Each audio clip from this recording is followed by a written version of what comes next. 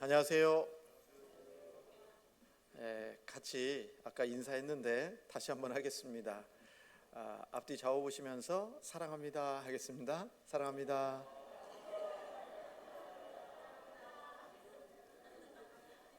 예. 또 할까요? 또 하겠습니다. 앞뒤 좌우 보시면서 감사합니다 하겠습니다.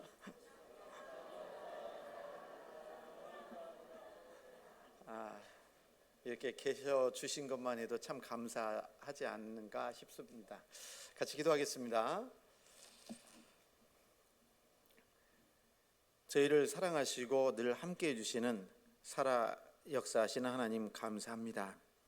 하나님께서 불쌍한 저희들을 주님이 대신 십자가에서 피 흘려 돌아가심으로 우리의 모든 죄와 허물을 영원히 용서해 주시고 값없이 구원해 주신 은혜 참으로 감사합니다.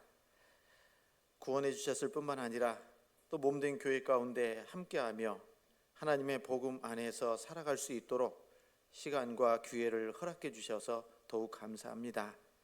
주님 오시는 그날까지 이 거룩한 무리 가운데에서 늘 함께하다가 또 주님께서 맡겨주신 그 귀한 복음 전파의 사명을 온전히 이루어가며 주님 앞에 설 수 있도록 역사해 주시기를 원합니다.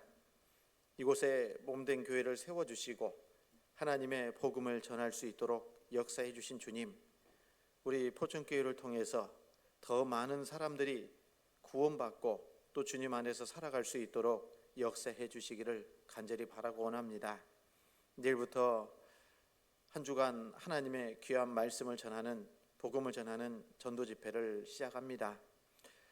이번에도 주님께서 크게 역사해 주셔서 많은 사람들이 말씀 앞에 인도될 수 있도록 도와주시고 또 말씀 듣는 분들의 마음을 활짝 열어주시고 지혜와 총명을 허락해 주셔서 전해지는 복음의 말씀을 통해서 모든 사람들이 구원받을 수 있도록 인도해 주시옵소서.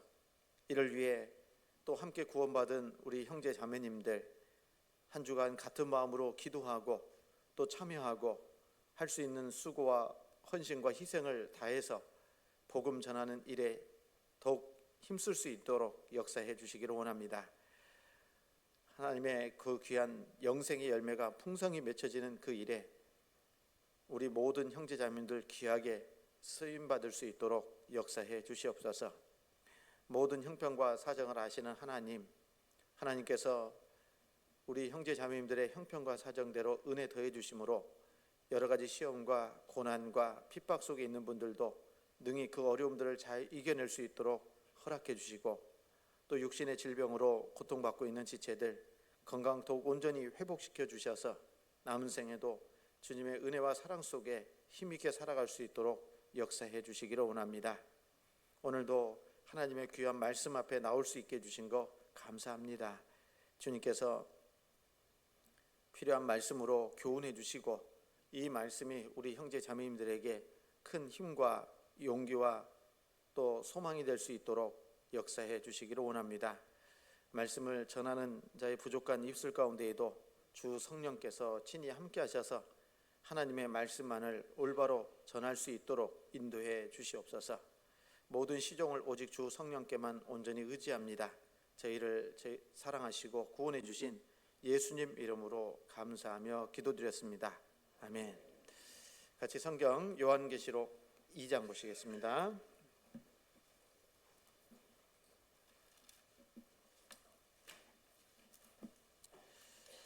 요한계시록 2장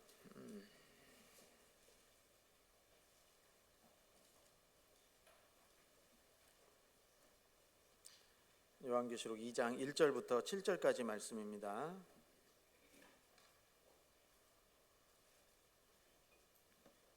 신약성경 400페이지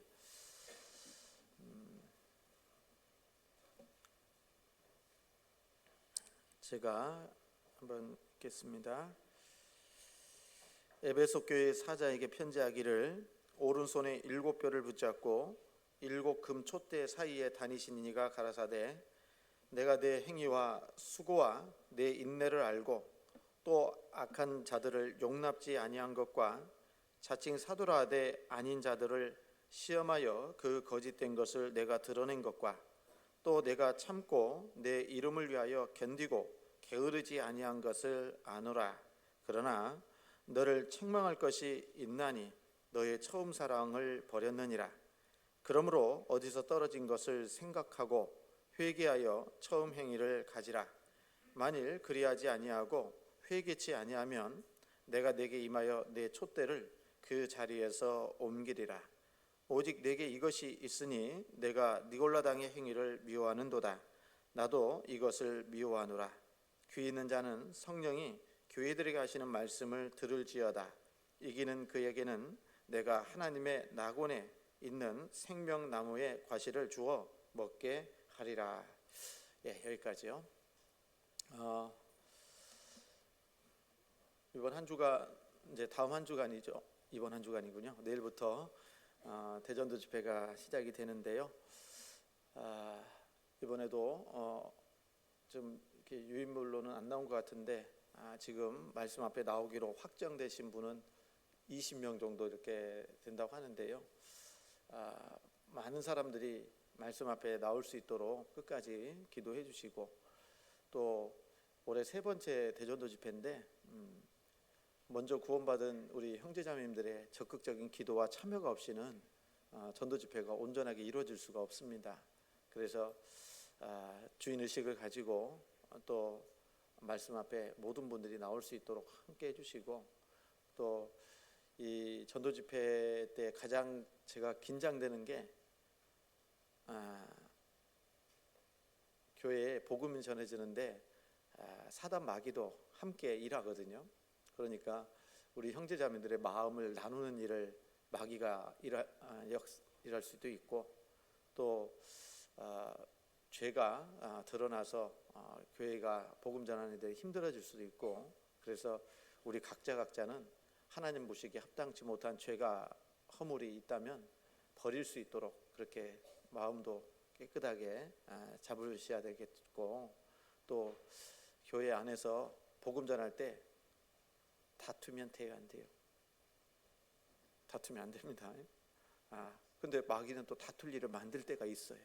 그래서 조심해서 서로 배려하고 서로 섬기는 그런 한 주간이 꼭 될 수 있었으면 좋겠습니다. 그것을 통해서 많은 사람들이 구원받는 그런 귀한 역사가 다음 한 주간, 이번 한 주간 이루어질 수 있도록 같이 협력해 주시기를 부탁을 드리겠습니다. 오늘은 에베소 교회에 대해서 좀 공부하고자 하는데요. 지난 시간에 에베소 교회 시작을 통해서 교훈을 좀 얻었습니다. 이 요한계시록 2장 3장에는 아시아의 7교회가 나옵니다. 아시아 7교회라고 했는데 이 아시아가 이 당시에는 아시아라고 표현되어 있지만 소아시아 지역을 얘기하고 지금의 터키 지역을 얘기합니다. 튀르키예라고 그러죠. 요즘 이름을 바꿔서. 그 지역에 있었던 7교회에 보낸 편지가 요한계시록 2장 3장의 내용입니다. 그 아시아 7교회가 우리가 이제 배우면 아시겠지만 에베소 교회로 시작을 합니다. 에베소 교회, 서머나 교회, 그죠? 몰라요? 처음 듣는 것처럼 다들 표정들이. 그래서 에베소 교회, 서머나 교회, 버가모 교회, 그 다음에 무슨 교회죠? 도아디라 교회, 그 다음에 사대 교회, 그 다음에 빌라델비아 교회, 라우디게아 교회, 이렇게 7교회고요. 그 7교회는 오순절에 성령이 강림하시고 교회가 시작됐는데 그 교회 역사 가운데 나타날 교회의 모습을 설명하고 있고, 또 구원받은 성도들의 모습도 설명하고 있는 게 이 아시아의 7교회에 보낸 편지입니다. 그래서 이 교회의 모습을 통해서 교회가 어떻게 복음을 전해야 되는지를 또 설명하고 있고, 우리 각자에게도 이런 모습으로 하나님 앞에 살아가는 것이 마땅하겠구나라는 것을 교훈받을 수가 있습니다. 그래서 이 에베소 교회는 교회의 시작이잖아요. 그래서 사도들이 하나님의 복음을 전했던 그 초대교회의 모습을 설명하고 있고, 마지막 교회 라오디게아 교회는 예수님의 재림하실 때가 마지막 때라고 하는데 그 마지막 때에 나타날 교회의 모습을 설명하고 있거든요. 그래서 우리가 이 교회의 모습을 통해서 바로 그리스도인으로서 합당하게 살아갈 수 있도록 또 교회의 모습 또한 그와 같아야 되겠다 하는 마음을 가질 수 있는 그런 시간이 되었으면 좋겠다 싶습니다. 이 에베소라는 그 의미는 지난 시간에도 말씀드린 것처럼 여러 가지 뜻이 있지만 인내, 또 바람직한, 그리고 마지막으로 미끄러진다라는 뜻이 있습니다. 그래서 좋은 의미도 있고 좋지 않은 의미도 있는데 그 좋지 않은 의미가 미끄러진다라는 의미죠. 하나님의 사랑에서 미끄러지는 모습. 그래서 그 모습이 여기 책망받고 있는 처음 사랑을 잊고 살아가는 모습이다, 이렇게 말할 수도 있겠죠.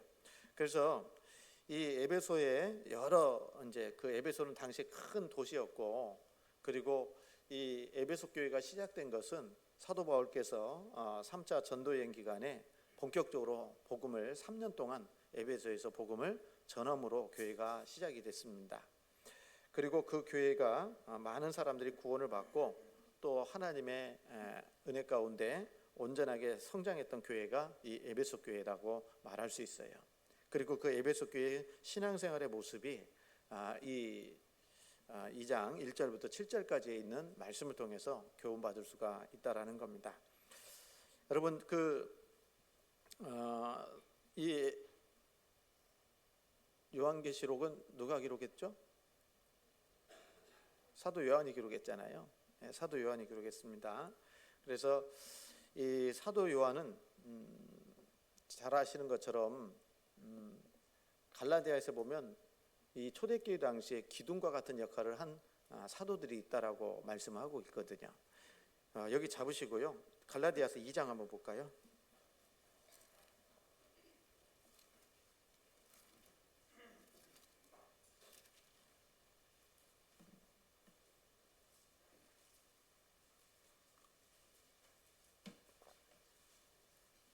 갈라디아서 2장 9절입니다. 갈라디아서 2장 9절.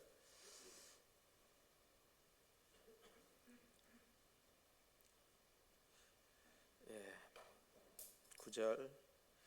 또 내게 주신 은혜를 알므로 기둥같이 여기는 야고보와 게바와 요한도 나와 바나바에게 교제의 악수를 하였으니 이는 우리는 이방인에게로 저희는 할례자에게로 가게 하려 함이라.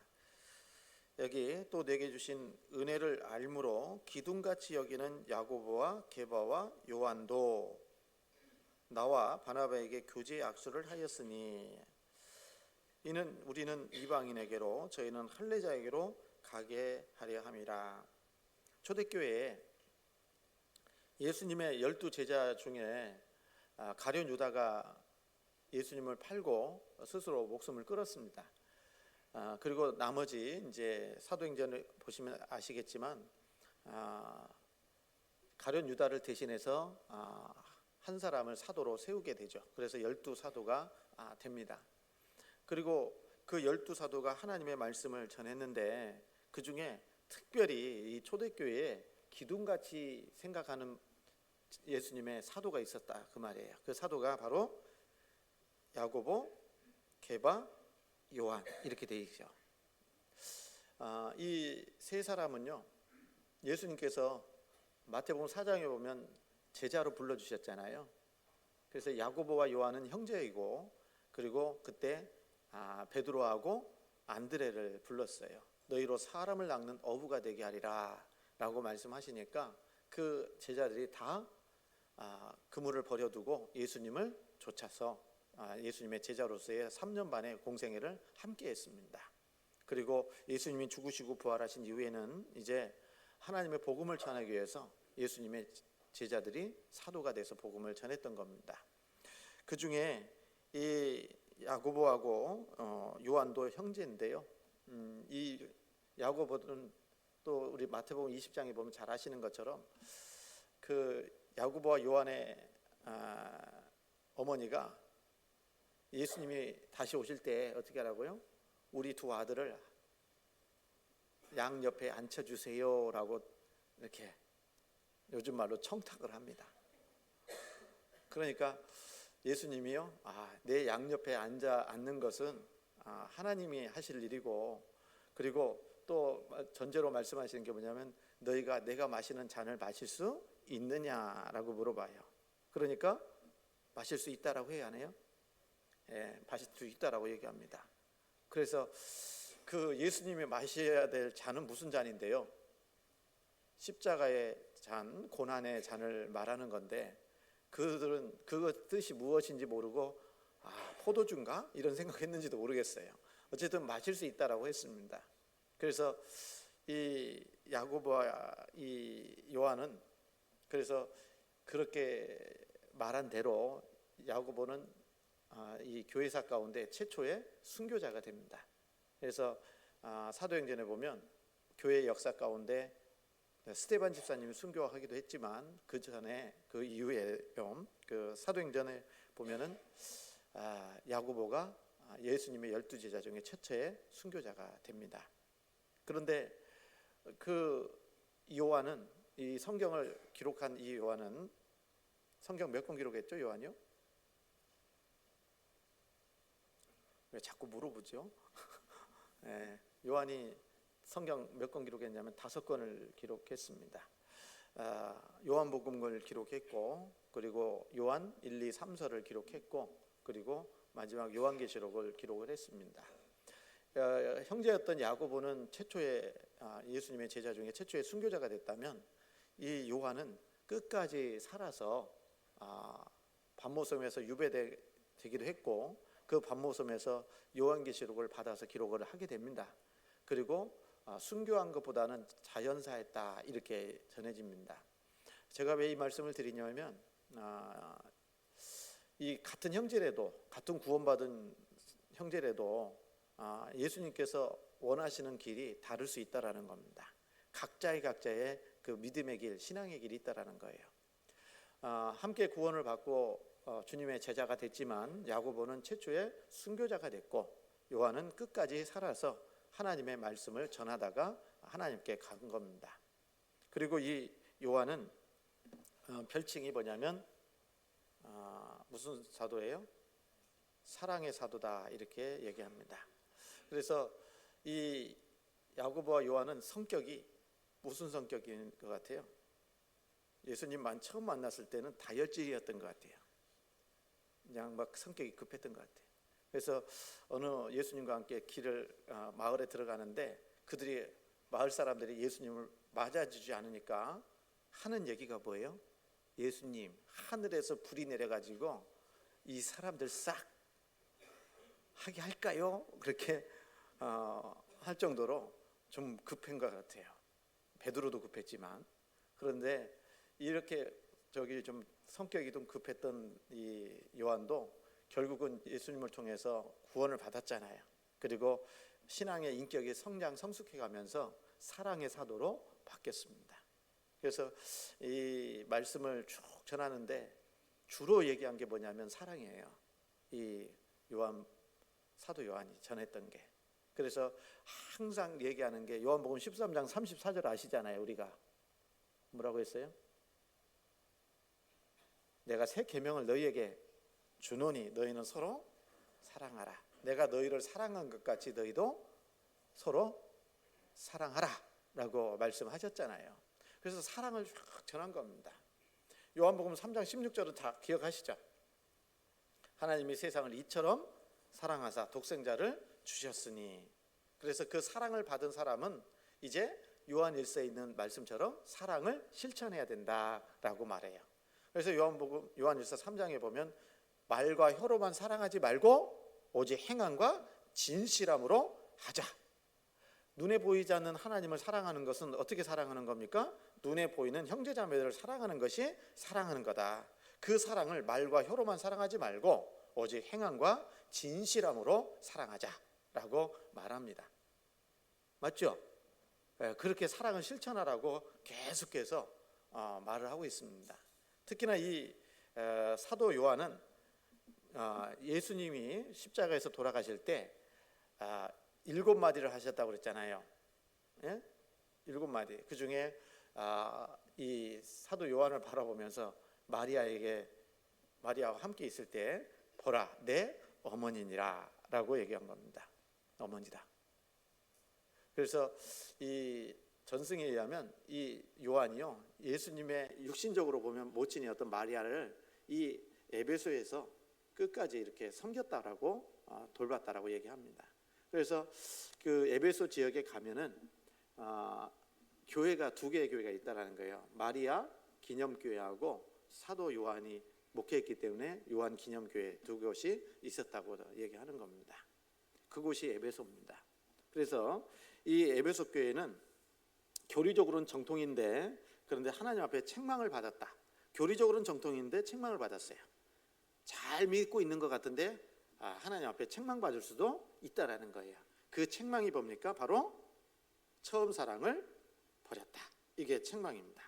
자, 그래서 이 사랑이 없이 모든 것을 의무감으로 한다면 하나님 앞에 책망을 들을 거라는 것을 우리에게 교훈해 주고 있는 겁니다.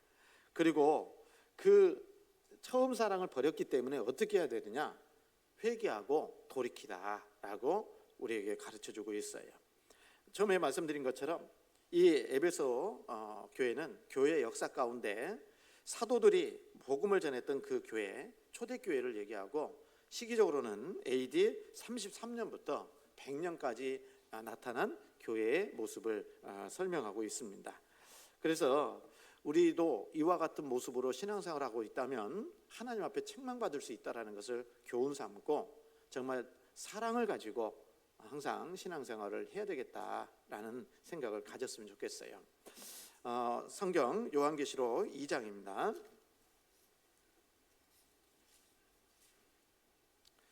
요한계시록 2장 1절, 예수님의 모습은 이렇게 설명하고 있습니다. 에베소 교회 사자에게 편지하기를 오른손에 7뼈를 붙잡고 7 금촛대 사이에 다니시는 이가 가라사대, 이렇게 말씀하셔요. 예수님의 이제 아시아의 7교회에 각각의 예수님의 모습을 설명하거든요. 그 예수님의 모습을 설명하는 것은 그 교회에 가장 필요한 모습이 예수님의 모습을 알려주시고 계시는 거예요. 자, 보시면 에베소 교회 사자에게 편지하기를 오른손에 7뼈를 붙잡고 7 금촛대 사이에 다니시는 이가 가라사대, 이렇게 말씀하고 계셔요. 여러분, 여기 7별이라고 있고 7 촛대가 있잖아요. 7별은, 이 별을 얘기할 때는 항상 하나님의 일꾼을 가리키는 겁니다. 일꾼. 그래서 이 일꾼은 참된 일꾼도 있고 거짓된 일꾼도 있겠죠. 그렇지 않습니까?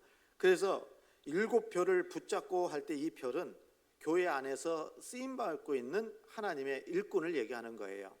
유다서 한번 볼까요? 유다서는 1장 13절에 보면 앞에 바로 있어요.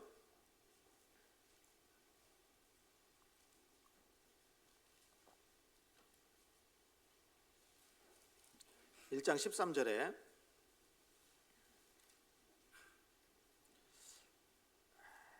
자기의 수치의 거품을 뿜는 바다의 거친 물결이요 영원히 예비된 캄캄한 흑암에 돌아갈 유리하는 별들이라 그랬잖아요.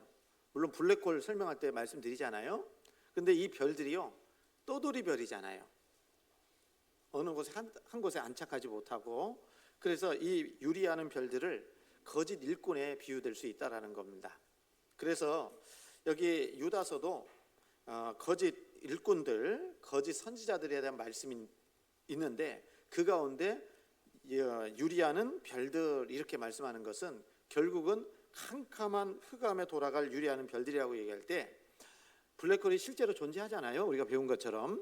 근데 그 별들이 블랙홀로 빨려 들어가잖아요. 마찬가지로 거짓 일꾼들의 결국은 어떻게 될 겁니까? 바로 영원한 지옥에 들어갈 것을 영적으로 생각할 수 있다라는 겁니다. 자, 그래서 별들이 하나님의 일꾼들을 얘기하는데, 또 유리하는 별들은 거짓 일꾼을 말한다고 얘기했잖아요. 그래서 이 별은 이렇게 생각해 보면 하나님께서 만드신 태양은 우리 주님을 설명하고 있다면, 이제 이 달은요 그리스도인들을 설명해요. 그리고 이 별들은 하나님의 일꾼들을 설명한다, 이렇게 얘기할 수 있다라는 겁니다. 그래서 이 달은 지난번 우리 어머니 전체교체 때 말씀드렸는데, 이 달은 발광체가 아니라 반사체거든요. 반사체. 그래서 태양빛을 받아야 이 지구에 빛을 보낼 수가 있어요. 마찬가지로 우리 구원받은 그리스도인들은 주님의 빛을 받아야지만이 세상에 빛을 나타낼 수가 있다라는 겁니다. 스스로 빛을 내는 존재가 아니라는 거예요. 그리고 그 하늘에는 많은 별들이 존재하는데, 그 별들은 개개인적으로 보면 주님의 일꾼들을 설명하고 있다라고 말할 수 있습니다. 그래서 이 별은 일종의 안내자 역할을 하고, 그리고 그 별은 또한 전력 역할도 하고 있는 게 이 별이에요. 우리 구원받은 그리스도인들, 주님의 일꾼들이 그런 역할을 한다라는 겁니다. 이 주님의 일꾼들은 교회 안에서 안내자의 역할을 하고 있고, 그리고 또 전력 역할도 하죠. 마지막 때가 됐다, 주님 오실 때가 점점 가까이 오고 있다라는 것을 누가 얘기해야 됩니까? 바로 구원받은 우리 그리스도인들이 그렇게 해야 된다라는 것을 교훈받을 수 있는 거죠. 그래서 요즘 일어나는 그 마지막 어디요? 이란하고 미국하고 이스라엘하고 지금 전쟁하는 것도 아마 우리 성경을 알고 있는 구원받은 그리스도인들은 주님이 마지막 때가 됐다라는 것을 우리에게 가르쳐주고 있구나. 에스겔 38장에 나와 있는 러시아가 이스라엘을 침공할 때 이란이 그 연합군 중에 주동자가 되잖아요. 그래서 그런 역할을 할 건데, 그래서 이 지금의 전쟁은 어쩌면 에스겔서 38장에 나와 있는 그 전쟁의 전초다. 그리고 그 에스겔 38장의 전쟁은 7년 환란 후 3년 반에 일어날 전쟁이기 때문에 지금 일어나는 전쟁하고는 별개겠지만 마지막 때가 가까이 왔다라는 것을 우리에게 정말 가르쳐주고 있는 거다라는 것을 알아야 몰라요? 몰라요? 근데 구원받지 못한 사람들은요, 이 전쟁 또한 옛날에도 전쟁이 있었고 지금도 그 전쟁의 일환일 거야, 한 부분일 거다라고 심상하게 보내는 거예요. 그래서 우리는 성경을 알고 있고 주님 오실 때가 정말 가까이 있다라는 것을 알기 때문에 이런 마지막 때에 일어날 일들을 보여주면서 복음을 전해야 된다라는 것을 우리에게 가르쳐주고 있잖아요. 그리고 여기 보면 에베소 교회 사자에게 편지하기를 오른손에 7뼈를 붙잡고 그랬어요. 여러분, 붙잡고 이렇게 표현되어 있잖아요. 여러분, 이 원어상에 보면은 이 붙잡는다라는 의미가, 여러분 저는 지금 이렇게 책상을 이렇게 붙잡잖아요. 붙잡고 있잖아요. 예? 다 잡았어요? 일부만 붙잡았어요? 일부만 붙잡았어요. 그런데 이 여기서 쓰인 붙잡는다는 의미는 동전 있잖아요. 동전을 붙잡고 있는 그 모습이에요. 동전은 한 주머니가 아니죠. 주먹 손 안에 들어가요, 안 들어가요? 들어간다는 거. 꽉 붙잡고 있다라는 거예요. 다시 얘기하면은 이렇게 붙잡고 있으면 놓칠 수도 있는데, 예? 동전을 손에 쥐는 것은, 붙잡고 있는 것은 놓칠 수 없잖아요. 그렇게 붙잡고 있다라는 거예요. 그래서 주님께서 하나님의 일꾼들을 붙잡고 계시는데 어떻게 보여? 꽉 놓지 않고 결코 흘리지 않을 정도로 강하게 붙잡고 있다라고 성경은 말씀해주고 있는 겁니다. 그래서 교회 안에 하나님께서 일꾼들을 세워주셨고 그 일꾼들을 붙잡고 계시는 분이 누구라고요? 바로 우리 주님이시다라는 것을 가르쳐주고 있는 겁니다.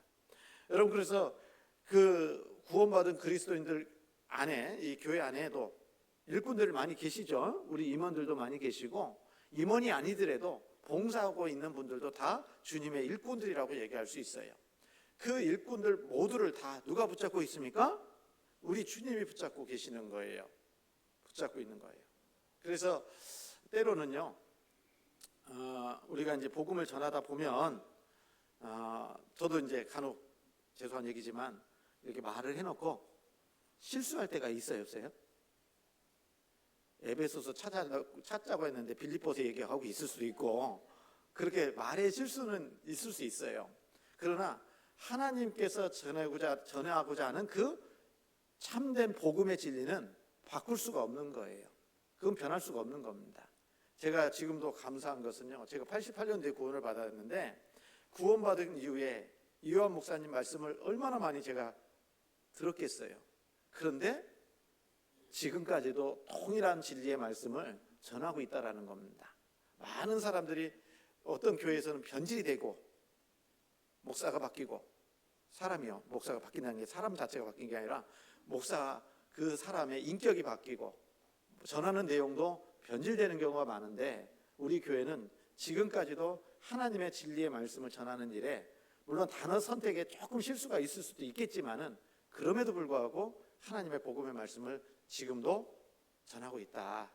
그 뜻은 뭐냐면 하나님께서 우리 교회 안에 일꾼들을 분명하게 붙잡고 역사하고 계신다라는 것을 우리가 알 수 있다라는 겁니다. 그렇지 않겠어요? 그리고 또 우리 포천교회의 임원들 또한 하나님께서 세워주신 일꾼들이잖아요. 그러면 누가 붙잡고 있습니까? 저는 붙잡을 힘도 없습니다. 예? 누가 붙잡고 계셔요? 우리 주님이 붙잡고 계시는 거예요. 딱 주님이 붙잡고 주님이 그 분들을 통해서 일하고 계신다라는 겁니다. 이해 가시죠?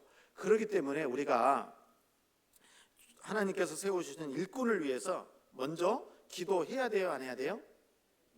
기도해야 됩니다. 흔드는 것이 주가 아니라 일을 잘할 수 있도록, 주님이 붙잡고 계신 일꾼들이 주님의 일을 잘할 수 있도록 더 기도해 주셔야 돼요. 부족한 거 많죠. 그러나 그럼에도 불구하고 저는 이제 그런 생각을 합니다. 우리 포천교회 우리 형제자매들은 저를 위해서 기도하십니까? 안 해요? 왜 이렇게 자신 있게 말씀을 안 하시네. 저도 이제 우리 안 할랍니다. 저도 그러려면. 네? 우리 형제자매들이 기도를 참 많이 하시기 때문에 제가 이 자리에서 복음도 전한다고 생각이 들어요. 당연한 겁니다. 그래서 서로를 위해서 기도 많이 해주셔야 됩니다. 제가 이제 간혹 외부 설교 갈 때 처음에는요, 기도 부탁을 주로 많이 했어요. 우리 지역교회 형제자매들한테도. 그러면서 비유를 들었거든요. 이 비유는 제가 잘 안 드는 건데, 여러분 제가 우리 가정 얘기해서 죄송한데 저희 자매하고 제가 잘 맞을까요, 안 맞을까요? 잘 안 맞았죠. 맞춰가는 거잖아요. 네? 그래서 음식도 잘 안 맞았어요. 그래서 처음에는 이제 결혼하고 처음에는 무엇인가 음식을 한다고 그랬으면 제가 불안하더라고요. 입이 짧은 제가 먹으려면 힘드니까. 그런데 그래서 어느 순간부터는 처음에는 이제 음식하지 말고 있는 거 갖다 먹읍시다 했다가 그것도 아니잖아요. 그래서 기도가 됐어요. 우리 자매가 정말 음식 솜씨가 좋은 자매가 좀 되게 해달라고. 그래서 기도 응답을 받아서요, 전 세계적으로 우리 자매가 음식 제일 잘하는 것 같아요, 저한테는. 그런데 되돌아보니까요, 그 음식 잘하게 해달라는 기도가 결국은 누구를 위한 기도였냐면, 누구를 위한 기도예요? 저를 위한 기도였어요. 제가 잘 먹으려고. 네? 제가 왜 이렇게 말씀드리냐면, 우리 형제자매님들께서 주님의 일꾼들, 목사님들, 전도사님들, 또 교회 일꾼들을 위해서 기도해 주는 것은 결국은 뭐냐면 우리 자신을 위한 거예요. 여러분들 예를 들면 우리 형제자매님들께서 기도를 정말 간절하게 세게 해주셔가지고 제가 그 기도에 능력을 받아가지고 힘을 받아서 힘있게 복음 전하면 유익한 게 누구한테 갑니까? 우리 형제자매들에게 가는 거잖아요. 우리 일꾼들을 위해서 기도를 많이 했더니 우리 일꾼들이요, 우리 임원들이 교회를 더 많이 섬기고 더 열심으로 복음을 전하는 삶을 살아가면 누구에게 유익이 돼요? 우리 각자 사람에게 유익이 되는 거잖아요. 맞죠? 그래서 교회 일꾼 형제자매님들을 위해서 또 전도인들을 위해서 기도를 많이 해주시는 것이 우리가 해야 될 역할이에요. 일이라는 겁니다. 서로 기도해 줘야 되는 것도 필요하고 또 앞에서 수고하시는 임원들을 위해서도 같이 기도해 주시는 것이 필요할까요? 안 필요할까요? 필요한 거예요. 맞아요? 오늘 괜히 기도 부탁이 아까 뒷수습은 해야 되겠다. 음식 잘한다니까요. 저에게 잘 맞춰줘요 이제. 그래서 이렇게 살이 찌잖아요. 어쨌든 우리 교회 안에 7뼈를 붙잡고 계신 분이 바로 누구라고요? 우리 주님이시다라는 것은 우리 마음속에 항상 갖고 계셔야 됩니다. 그리고 7금 촛대 사이에 다니시는 이가 가라사대 그랬는데 이 7 촛대는요 바로 교회를 얘기하는 겁니다. 촛대, 교회를 얘기해요. 성경 여기 1장 20절 보시면요,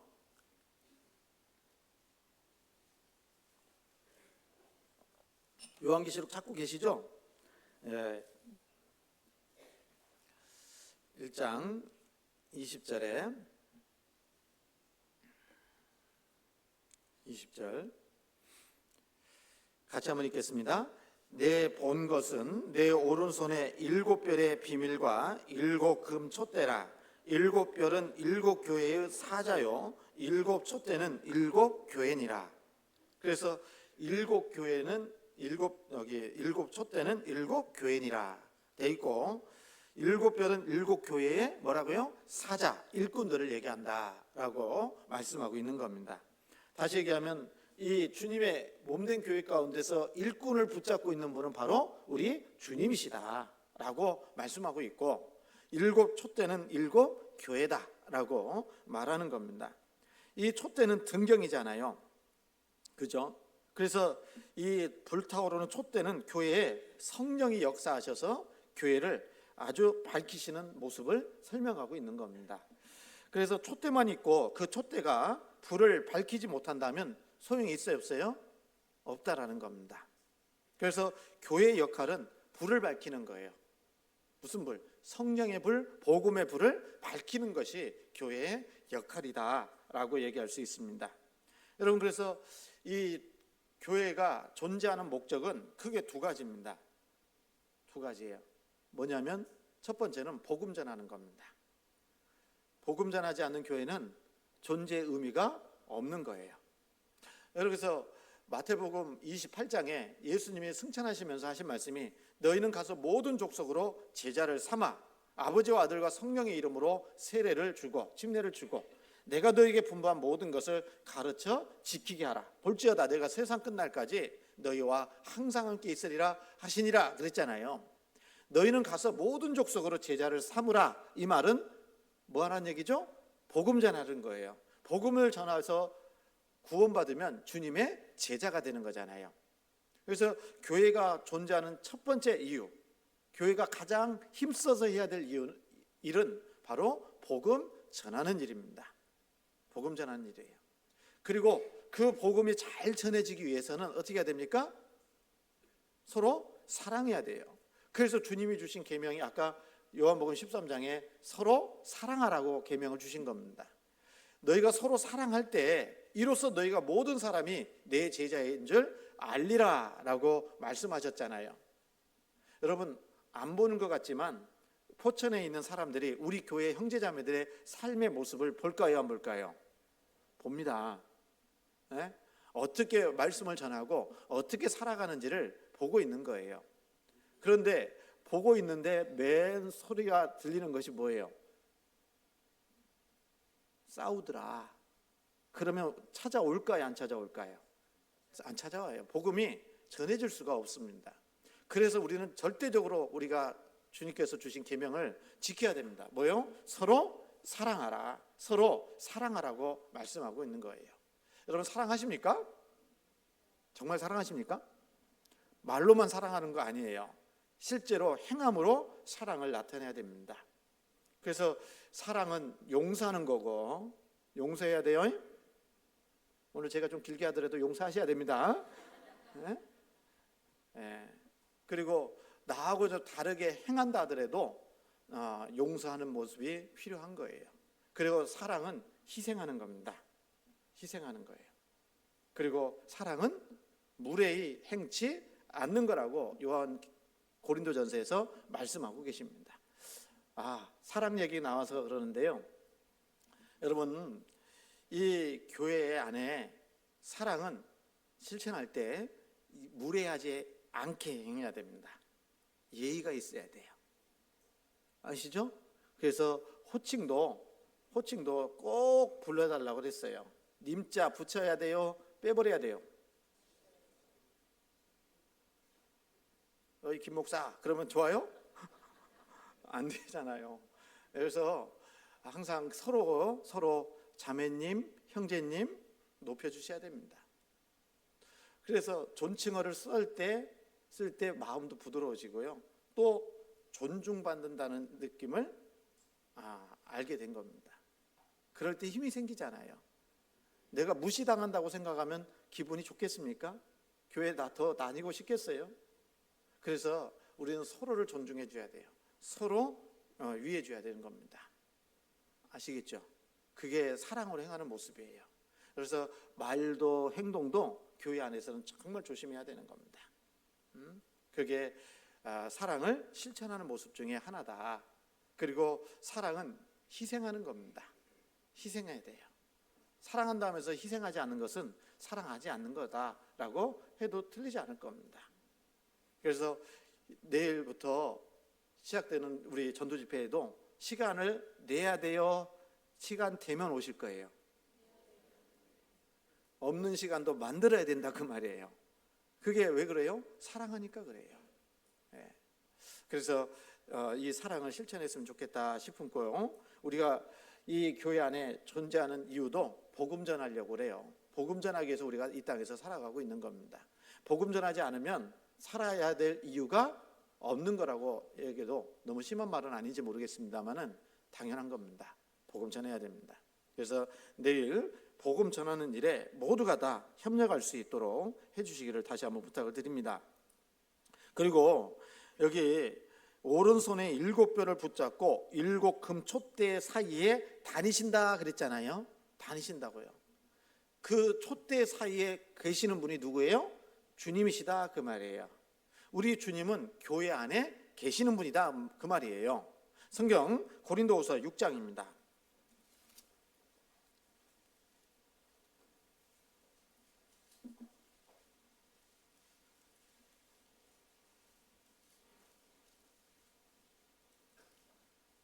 고린도후서 6장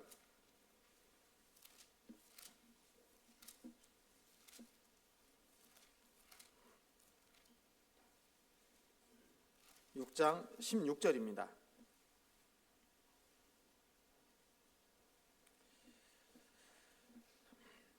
고린도후서 6장 16절 말씀 같이 읽습니다.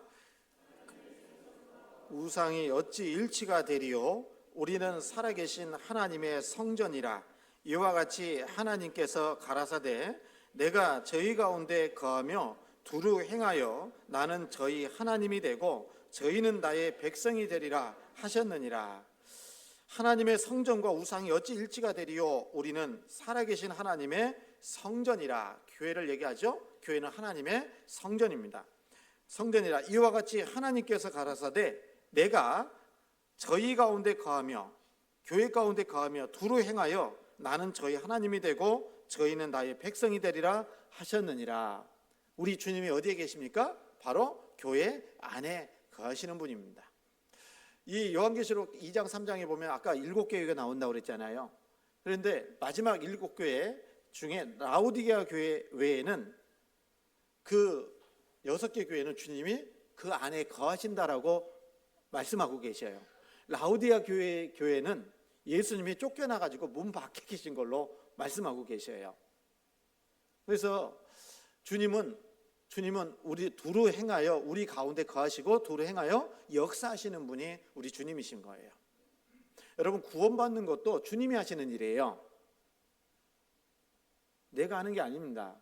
우리는 복음을 열심히 전해서 구원받을 수 있도록 도와주는 역할을 하는 것이지 구원은 누가 하는 거예요? 우리 하나님 주님께서 하시는 역사예요.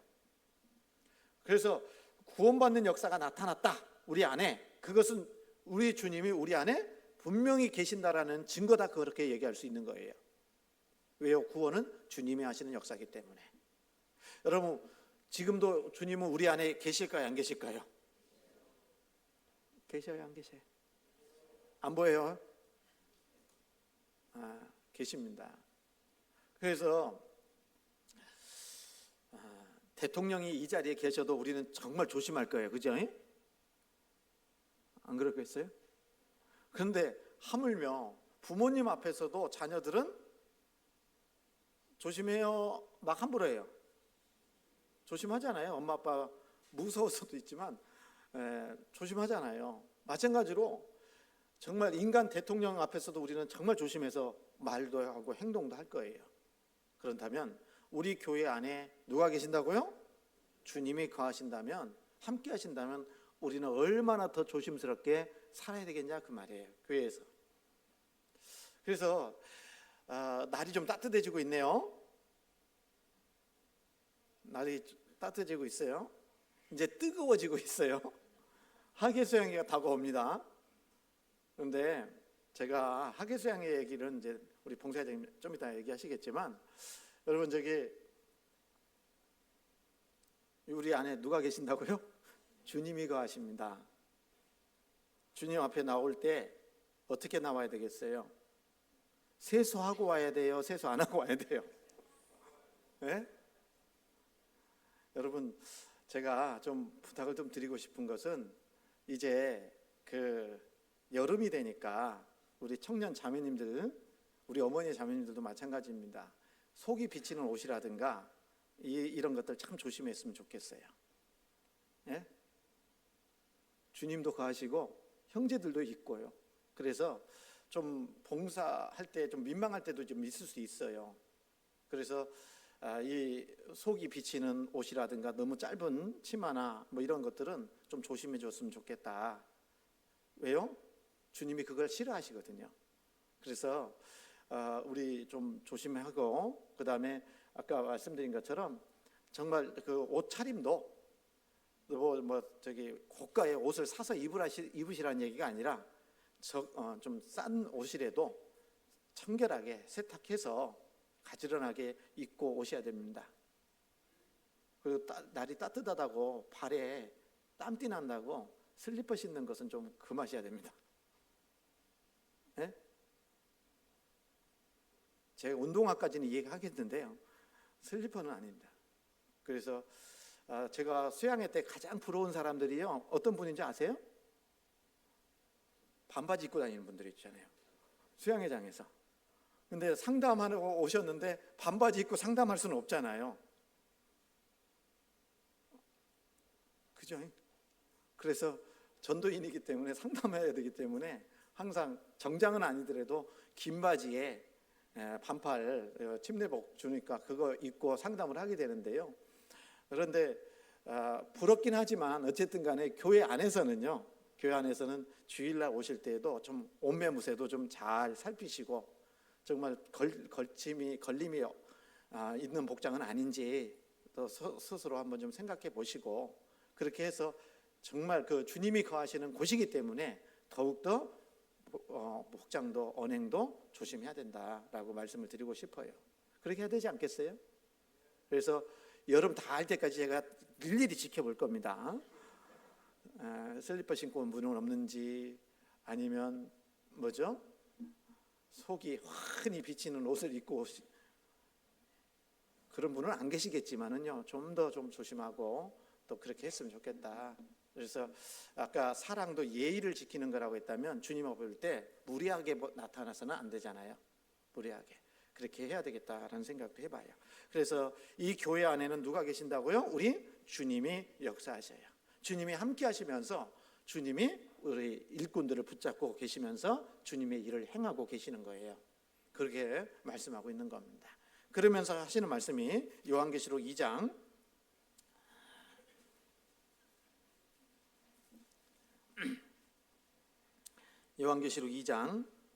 3절 2절입니다.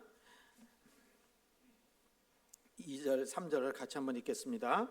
내가 내 행위와 수고와 내 인내를 알고 또 악한 자들을 용납지 아니한 것과 자칭 사도라 하되 아닌 자들을 시험하여 그 거짓된 것을 내가 드러낸 것과 또 내가 참고 내 이름을 위하여 견디고 게으르지 아니한 것을 아노라. 주님이 우리 교회 안에 딱 거하시면서 또 말씀해 주시기를 안다 이렇게 말씀하셔요. 아신다.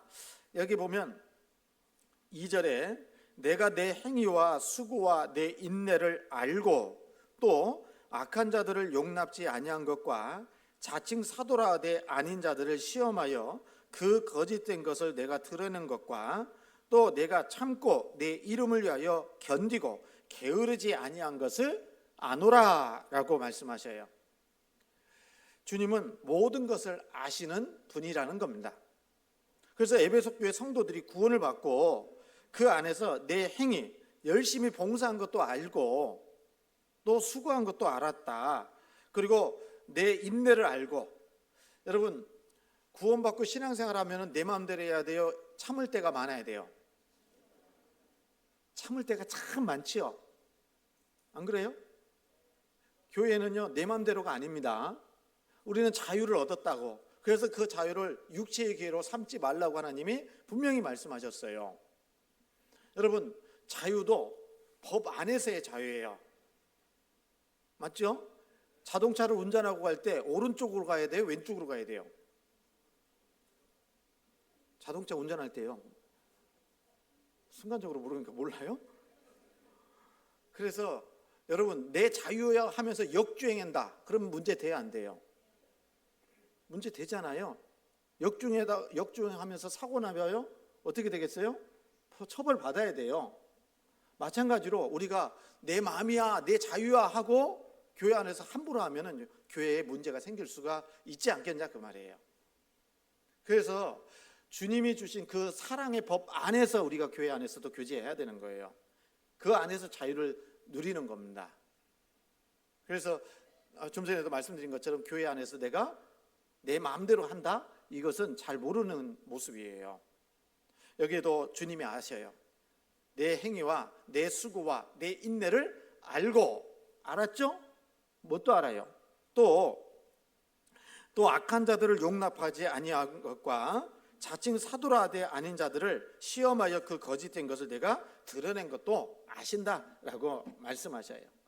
우리가 하나님께서요 구원받고 신앙생활 하는 가운데 우리가 늘 함께 해주시면서 모든 것을 다 알고 계시는 분이 하나님이셔요.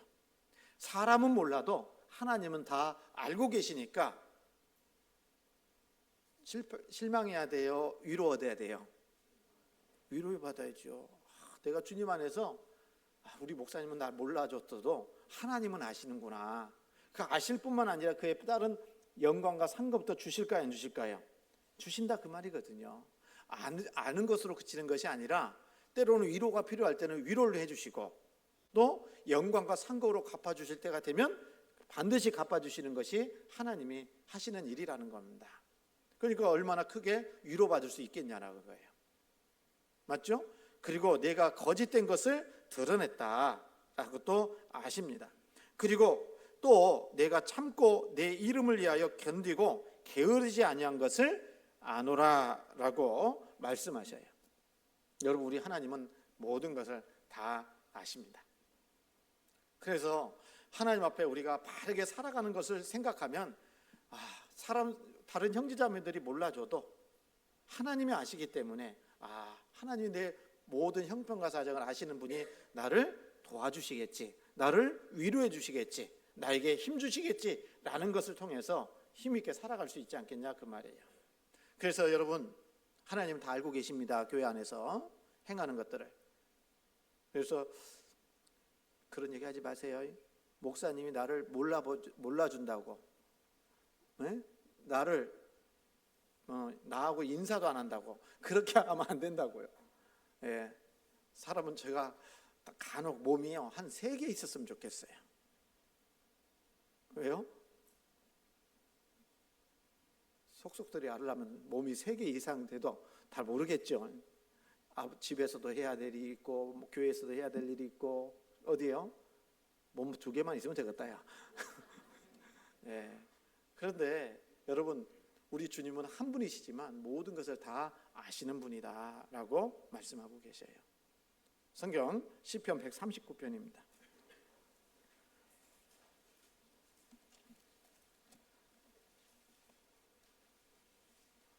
시편 139편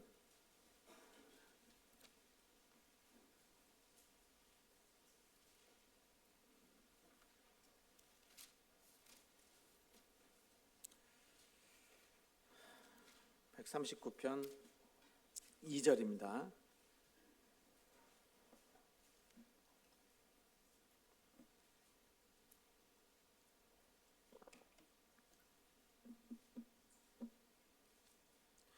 이 절로 4절 같이 읽습니다. 주께서 나의 앉고 일어섬을 아시며 멀리서도 나의 생각을 통촉하시오며 나의 길과 눕는 것을 감찰하시며 나의 모든 행위를 익히 아시오니 여호와여 내 혀의 말을 알지 못하시는 것이 하나도 없으시니이다. 주께서 나의 앉고 일어섬을 아시며 멀리서도 나의 생각을 통촉하시오며 나의 길과 눕는 것을 감찰하시며 하나님은 다 아셔요. 지금 몸은 여기 와 있는데 마음은 저 딴 데가 있는 것도 하나님은 다 아셔요. 저는 몰라도. 네? 눈에 안 보이지만 제 눈에는 안 보이지만 지금 슬슬 눈 감고 기도가 아니라 졸고 있는 분도 하나님은 아실 수 있죠. 아시죠, 당연히. 모든 형편과 사정을 다 아시는 분이 우리 하나님이셔요.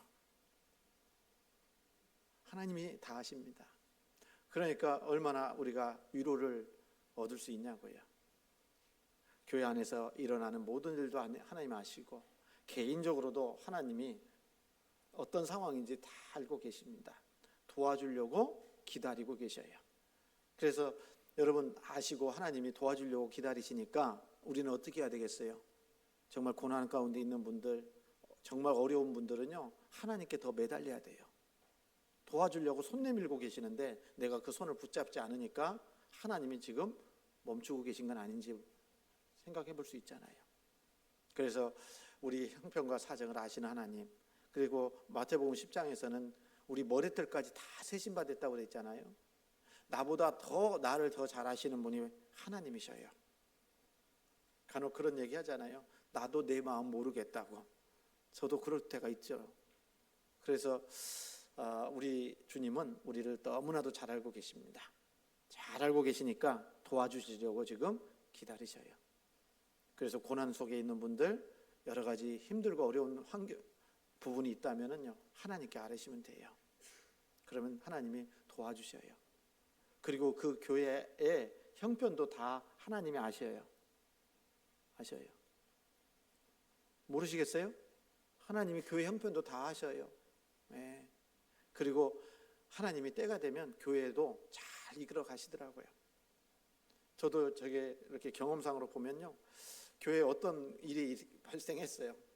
빨리 이 문제를 해결해야 될 것 같은 그런 일들도 있지만은요, 대부분의 일은 기도하면서 기다리면 하나님이 슬슬 풀어 가시더라고요. 우리의 모든 문제도 마찬가지예요. 개인적인 문제도 조금 기다리면 풀릴 문제를 내가 너무 서둘러 가지고 그 일을 그르실 때가 참 많은 것 같아요. 그래서 하나님이 아신다, 하나님이 다 알고 계신다라는 것을 생각하면 우리는 하나님께 맡기고 기도하고 기다리면 돼요. 그렇죠? 예? 예. 그리고 우리 주님은요, 정말 우리가 형편을 다 아시기 때문에 우리가 좀 부족한 것도 다 알까요, 모를까요? 혼자 몰래 짓고 있는 죄도 아실까요, 모르실까요? 네? 아셔요. 하나님은 천지에 충만하신 분으로 다 알고 계시는 분입니다. 그래서 나만 알고 있는 은밀한 죄까지도 하나님은 다 보고 계셔요. 그래서 하나님 앞에 숨을 수가 있어요, 없어요? 없어요. 다 드러나게 되어 있습니다. 여기 보면 7절에 보면 7절에 내가 주의 신을 떠나 어디로 가며 주의 앞에서 어디로 피하리이까? 내가 하늘에 올라갈지라도 거기 계시며 음부에 내 자리를 펼지라도 거기 계시니이다. 내가 새벽 날개를 치며 바다 끝에 가서 거할지라도 곧 거기서도 주의 손이 나를 인도하시며 주의 오른손이 나를 붙드시리이다.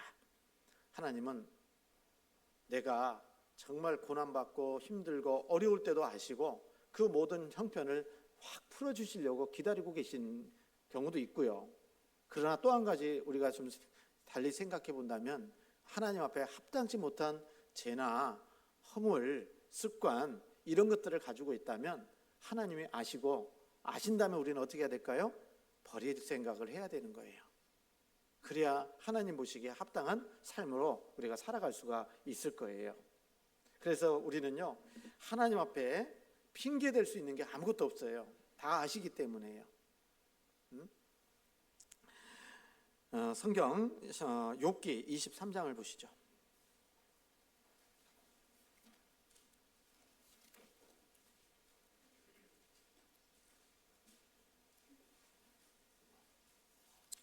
욥기 23장 10절입니다.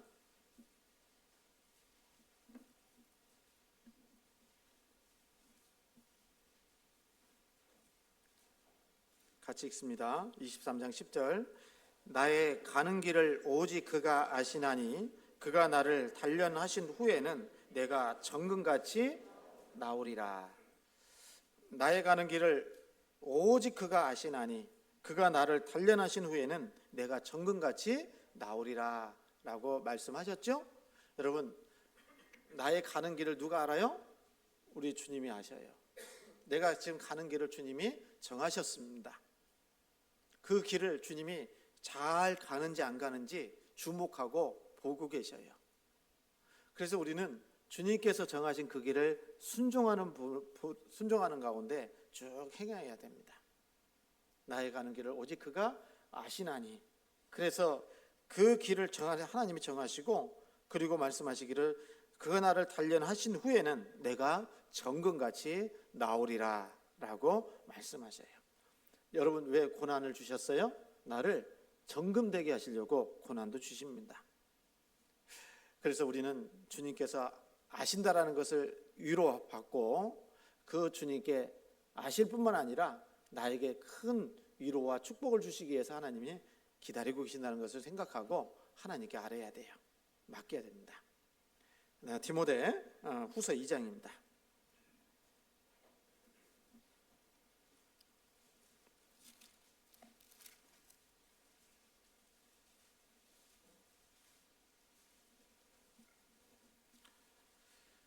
디모데후서 2장 19절입니다.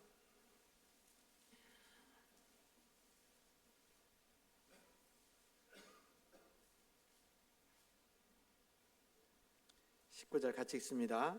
그러나 하나님의 견고한 터는 섰으니 인침이 있어 일렀으되 주께서 자기 백성을 아신다 하며 또 주의 이름을 부르는 자마다 불의에서 떠날지어다 하였느니라. 주께서 자기 백성을 아신다고요? 모르신다고요?